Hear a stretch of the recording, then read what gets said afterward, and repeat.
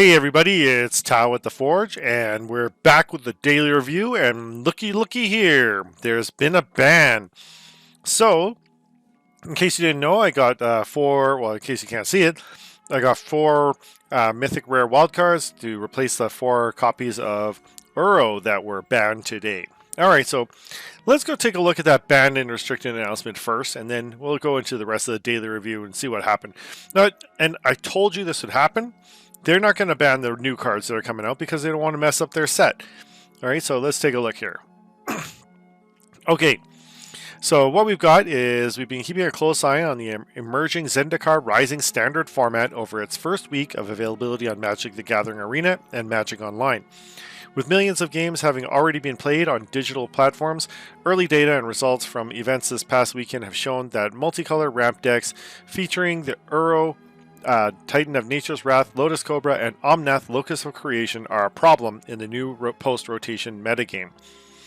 Okay, notice that you got Lotus Cobra, right, and Omnath that are huge problems, and you got Uro, but, you know, the only one they're going to ban is Uro. And why? It's just money. All right, the only reason why they're banning Uro is because it's from Theros, and the thing is Theros has pretty much run its course, and no one's really buying those booster boxes anymore, and so they're just going to let it go. They know that there's a problem, right? They know that cards are a problem, but they don't want to ban them because they're going to affect their sales. And the whole thing with them is they said that they were willing to go and make better or riskier, higher power cards and just have more aggressive bannings. But they're not doing the aggressive bannings. And that's why, you know, like Standard is just such a mess. Alright, anyways. While Uro Titan of Nature's Wrath was a powerful and contentious card in the pre-rotation Standard environment, we wanted to allow the metagame to adapt to the last set of Standard changes and the imminent rotation before making a decision on whether to let it remain part of the environment going forward.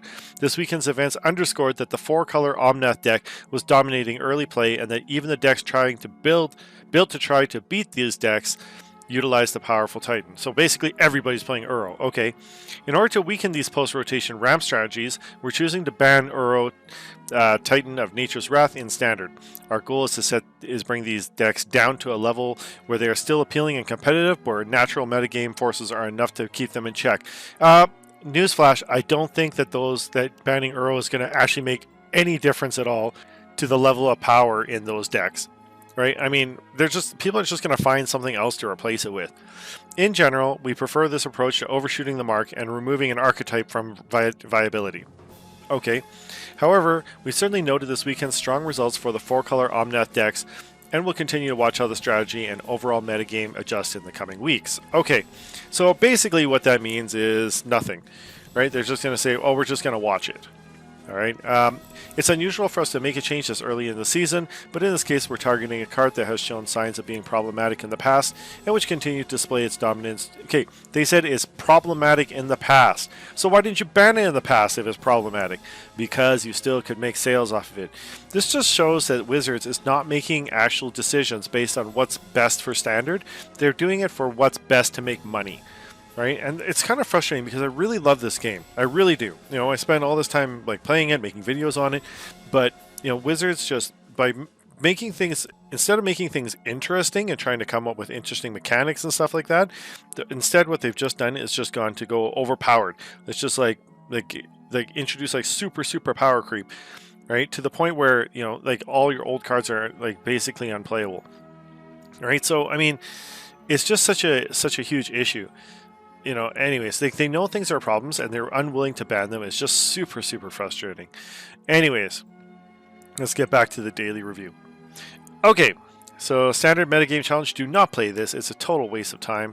Let's try and cash this. Okay, I got to actually play a match this morning, a mill match, and I ended up winning. But yeah, it didn't count. I wish I'd played cash this in because I would have had a lot of lands with my mill deck. Okay, anyways. Let's go check out the store, see what's going on there. It's just super frustrating. Okay, so it looks like card styles again. Card styles. Oh, it's just card styles. Okay, all goblin card styles. Okay, I happen to already have that one there.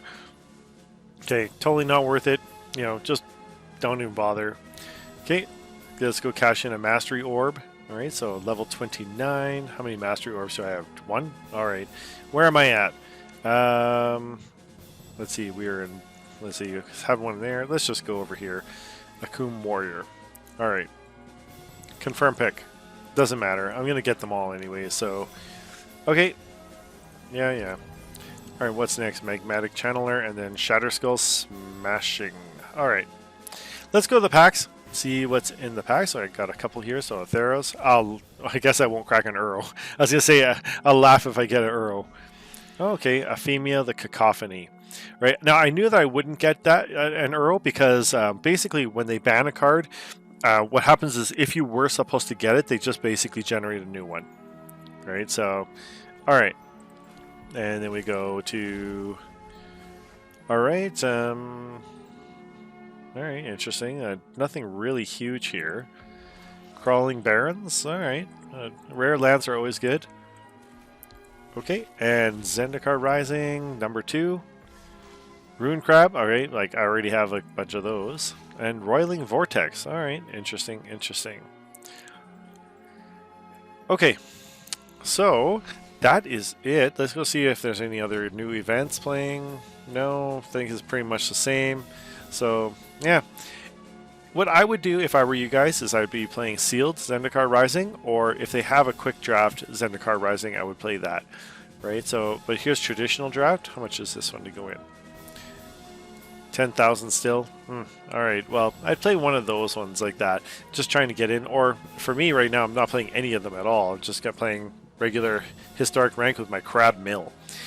Anyways, that is it for the day. I wish you guys luck in your play. Thanks for watching. See you next video.